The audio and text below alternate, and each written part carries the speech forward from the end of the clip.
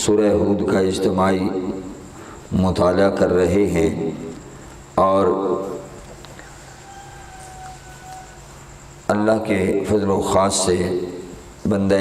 ناچیز نے آپ کے سامنے سورہ ہود کی آیت نمبر 17 تلاوت کرنے کا شرف حاصل کیا ہے۔ ارشاد ہوا افمن کان علی بینۃ من ربہ، تو کیا وہ شخص انکار کر سکتا ہے جس کے پاس روشن دلیل ہو، علی بینہ روشن دلیل ہو، من ربہ اس کے رب کی طرف سے، ویتلوہ شاہد منہ اور اس کے پیچھے ایک سچا گواہ بھی آ گیا ہو اللہ کی طرف سے، ومن قبلہ اور اس سے پہلے کتاب موسیٰ بھی ہو، جو امام ہو، سراپا رحمت بھی ہو، قطعاً نہیں وہ انکار نہیں کر سکتا جس کے پاس اتنے دلائل موجود ہوں حق کے اور ہدایت کے، اولئک یؤمنون بہ، یہ لوگ ہیں فرمایا تو ایمان لائیں گے اس پر، ومن یکفر بہ من الاحزاب اور جو کفر کرے اس کے ساتھ مختلف گروہوں سے، احزاب حزب کی جمع مختلف گروہوں سے، تو فالنار موعدہ تو آتش جہنم ہی اس کے وعدہ کی جگہ ہے، اس کا یعنی ٹھکانہ ہے، فلا تک فی مریۃ منہ پس اے سننے والے اے مخاطب نہ پڑ جا شک میں اس کے متعلق، انہ الحق من ربک بلا شبہ یہ حق ہے تیرے رب کی طرف سے، ولکن اکثر الناس لا یؤمنون لیکن اکثر لوگ ایمان نہیں لاتے۔ یہ آیت مجیدہ حق کی طرف دعوت دے رہی ہے اور ترغیب دلا رہی ہے کہ بھلا بتاؤ تو صحیح وہ شخص جس کے پاس بینہ ہو یعنی دلیل ہو، بینہ کے بارے میں اور اس میں خاص طور پہ جو لفظ شاہد آیا ہے اس کے بارے میں علماء مفسرین نے متعدد اقوال کی ہیں۔ بینہ سے مراد کیا ہے؟ تو فرمایا گیا بینہ سے مراد اللہ کی معرفت بھی ہے، توحید بھی ہے، عقل بھی ہے، دلیل بھی ہے، قرآن مجید بھی ہے، اور حضور اکرم صلی اللہ تعالی علیہ وسلم کی ذات بابرکات بھی ہے۔ علامہ قرطبی فرماتے ہیں کہ شاہد سے مراد حضور صلی اللہ تعالی علیہ وسلم کا چہرہ انور ہے۔ جس نے حضور پاک صلی اللہ علیہ وسلم کا چہرہ انور دیکھ لیا ہے اب اس کو مزید کسی گواہی کی ضرورت نہیں ہے، دلیل کی ضرورت نہیں ہے کہ وہ دلیلیں مانگتا پھرے کہ آپ نبی ہیں یا نہیں، آپ کا چہرہ انور ہی آپ کی نبوت کی روشن دلیل ہے۔ جس نے تعصب کی پٹی اتار کے حضور اکرم صلی اللہ علیہ وسلم کے چہرہ انور کی زیارت کی تو پھر وہ کفر کی تاریکیوں میں نہیں ڈوبا رہا، وہ نکل آیا۔ کتنے لوگ تھے حضور اکرم صلی اللہ علیہ وسلم کے چہرہ انور کو دیکھا تو کفر سے نکل کر ایمان کے اجالے میں آ گئے، ایمان کے اجالے میں آ گئے۔ کتنے لوگ تھے؟ یہ حضرت عبداللہ بن سلام رضی اللہ تعالی عنہ فرماتے ہیں جب حضور اکرم نور مجسم صلی اللہ تعالی علیہ وسلم مکہ سے ہجرت فرما کر مدینہ منورہ جلوہ گر ہوئے تو پتہ چلا کہ حضور صلی اللہ تعالی علیہ وسلم مدینہ منورہ میں تشریف لا چکے ہیں، تو لوگ جوک در جوک آپ کی زیارت کے لیے جا رہے تھے، تو میرے کانوں تک یہ خبر پہنچی کہ حضور تشریف لا چکے ہیں۔ میں کھجوریں توڑ رہا تھا تو میں فوراً ہی چل پڑا۔ آپ فرماتے ہیں جب میں وہاں پہنچا تو سبحان اللہ شمع نبوت فروزاں تھی۔ حضور اکرم صلی اللہ علیہ وسلم کے پاس آپ کے دیوانے بڑی عقیدت تو احترام کے ساتھ بیٹھے ہوئے ہیں۔ آپ فرماتے ہیں جو ہی میری نظر رخ مصطفیٰ پر پڑی، جو ہی میں نے حضور اکرم صلی اللہ علیہ وسلم کے جمال جہاں آرا کو دیکھا تو میرے دل سے آواز اٹھی، فعرفت ان وجہہ لیس بوجہ کذاب، کہ اے عبداللہ بن سلام یہ چہرہ جو تم تک رہے ہو کسی جھوٹے کا نہیں ہے، اللہ کے سچے نبی کا چہرہ۔ سبحان اللہ، سبحان اللہ۔ مکھ چن بدر شاشانی ہے، متھے چمک دی لاٹ نورانی ہے، کلی زلف تے اکھ مستانی ہے، مخمور اکھاں ہمت بھریاں۔ کوئی اور دلیل ہو نہ بھی ہو، حضور اکرم صلی اللہ علیہ وسلم کا رخ زیبا ہی آپ کی نبوت کی روشن دلیل ہے۔ جیسے کہ حضرت عبداللہ بن رواح بھی فرماتے ہیں کہ اگر بالفرض حضور کی نبوت کی کوئی اور دلیل نہ بھی ہوتی تو حضور کا چہرہ انور ہی نبوت کی دلیل کے طور پر کافی تھا۔ سبحان اللہ۔ حضور کا رخ انور،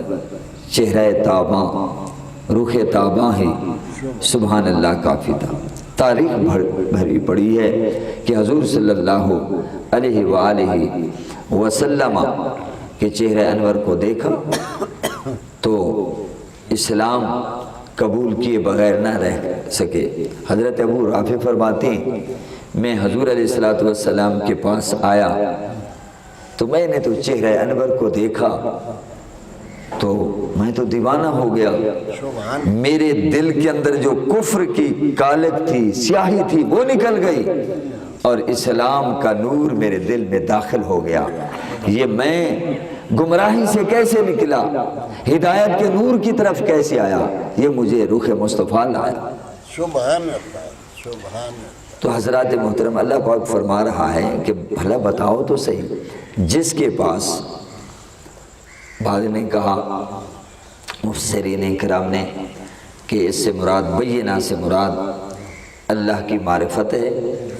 اور شاہد سے مراد عقل ہے، کہ جس کے پاس اللہ کی معرفت بھی آ جائے کہ خدا ہے، یہ زمین، یہ آسمان، یہ ستارے، یہ حسین نظارے دعوت دے رہے ہیں کہ ستاروں کی چمک دمک اور یہ کائنات کا نظام جو چل رہا ہے اس کے پیچھے کوئی ہستی موجود ہے، اسی کو خدا کہتے ہیں۔ بس جس کو یہ معرفت نصیب ہو گئی اب وہ تو انکار نہیں کر سکتا۔ فرمایا جا رہا ہے تو کیا وہ شخص انکار کر سکتا ہے جس کے پاس روشن دلیل ہو اپنے رب کی طرف سے اور اس کے پیچھے ایک سچا گواہ بھی ہو، سچا گواہ بھی ہو، سبحان اللہ۔ اور اس سے پہلے اس کے پاس موسیٰ علیہ السلام کی کتاب بھی آ چکی ہو اور وہ امام اور سراپا رحمت ہے، تو یہی لوگ ہیں جو اس پر ایمان لاتے ہیں، قرآن پر، نبی پر ایمان لاتے ہیں۔ اور فرمایا ہاں سن لیں وہ لوگ وَمَنْ يَكْفُرْ بِهِ مِنَ الْأَحْزَابِ، اور جو کفر کرے اس کے ساتھ یعنی قرآن کے ساتھ مختلف گروہوں سے، احزاب یہود و نصارہ وغیرہ، فَالنَّارُ مَوْعِدُهُ، یا جتنے اور مختلف قسم کے کافر پڑے ہیں، ہندو سکھ وغیرہ، فَالنَّارُ مَوْعِدُهُ، تو پھر وہ سن لے کہ اس کے وعدے کی جگہ کیا ہے، جہنم ہے، اسے تو جہنم میں جانا پڑے گا۔ تو یہ آیت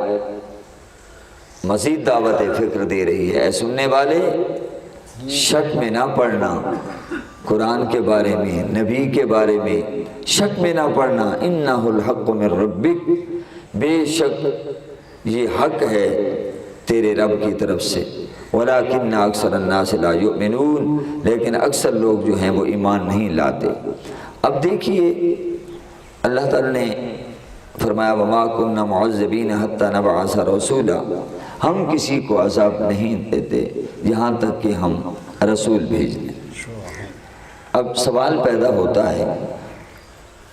اگرچہ آج دنیا نے بڑی ترقی کر لی ہے، بہت ترقی کر لی ہے، دنیا متمدن ہو گئی، اور اب بھی کچھ علاقے ایسے ہیں کہ وہاں کوئی دنیا کی چہل پہل نہیں ہے، اور ایسی دنیا بھی ہے کہ وہاں اگر کوئی پیغام نہیں بھی پہنچ سکا تو کیا ان کو بھی عذاب دیا جائے گا؟ ان تک تو پیغام نہیں پہنچا، کوئی جزیرہ نما جگہ ہیں وہاں انسان رہتے ہیں، کوئی خاص رابطہ نہیں ہے، پہنچنے کا کوئی راستہ نہیں ہے، اگرچہ آج بڑا ممکن ہو گیا ہے۔ تو جیسے پہلے کچھ زمانے میں گزر چکا، تو اللہ تو فرماتا ہے وَمَا كُنَّا مُعَذِّبِينَ حَتَّى نَبْعَثَ رَسُولًا،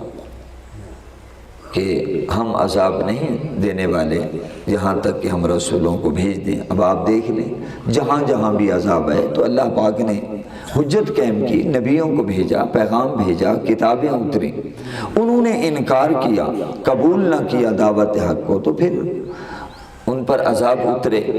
لیکن ایک ایسی جگہ ہے کہ کہیں بھی پیغام نہیں پہنچ سکا، نبیوں کا پیغام نہیں پہنچ سکا، یہ دعوت حق نہیں پہنچ سکی نبیوں کے بعد۔ جیسے آج کے دور میں ظاہر ہے کہ اللہ کے نبی تو پردہ فرما گئے، اب علماء، اولیاء، بزرگان دین اسلام کو پھیلا رہے ہیں، تو کوئی ایسی جگہ ہے جہاں پیغام نہیں پہنچ سکا اسلام کا۔ اگرچہ الحمدللہ آج بہت کم جگہ ہوں گی، بہت کم جگہ، تو کیا ان تک جو دعوت نہیں پہنچ سکی تو کیا ان کو عذاب ملے گا؟ علماء فرماتے ہیں چاہے وہاں پیغام حق نہیں پہنچا تو اللہ پاک نے بطور بینہ کہ دلیل کے عقل کو پیدا کیا ہے، اور فطرت کو بھی اللہ تعالیٰ نے پیدا کیا ہے۔ کیا معنی؟ کہ ہر انسان، ہر بچہ فطرت اسلام پر پیدا ہوتا ہے، جیسے کہ حضور علیہ السلام نے فرمایا کل مولود یولد علی الفطرہ فابواہ یحودانہ او یمجسانہ او ینصرانہ، فرمایا کہ ہر نو مولود فطرت اسلام پر پیدا ہوتا ہے، اس کے اندر اللہ پاک نے اسلام کو قبول کرنے کی صلاحیت بھی رکھی ہے، اور اللہ پاک نے عقل بھی دی ہے کہ یہ اتنا بڑا کائنات کا نظام جو ہے کسی چلانے والے کے بغیر نہیں ہے۔ تو چلو وہ باقی احکام تو اپنی جگہ، تو وہ نماز، روزے وغیرہ کے متعلق تو نہیں پوچھا جائے گا، لیکن کم از کم اللہ کی توحید کے بارے میں پوچھا جائے گا، چونکہ عقل بھی موجود ہے، فطرت میں بھی اللہ تعالی نے یہ شامل کر دی ہے بات، تو اس سے پوچھا جائے گا کہ تم نے ایک خدا کیوں نہیں مانا۔ لیجئے باقی احکام، نماز، روزہ، حج، زکوٰۃ، وہ تو تفصیل کی بات ہے نا، کم از کم جو توحید پر بھی ایمان لے آئے اور اس کو پیغام بالفرض نہیں پہنچ سکا، نبی کے بارے میں پتہ نہیں چل سکا، تب بھی اس کے لیے ضروری ہے کہ وہ اللہ کو ایک مانے، کوئی ایک ہستی ضرور ہے جو یہ سارا نظام چلا رہی ہے۔ تو یہ آیت آج ہم اسی پر اکتفا کرتے ہیں۔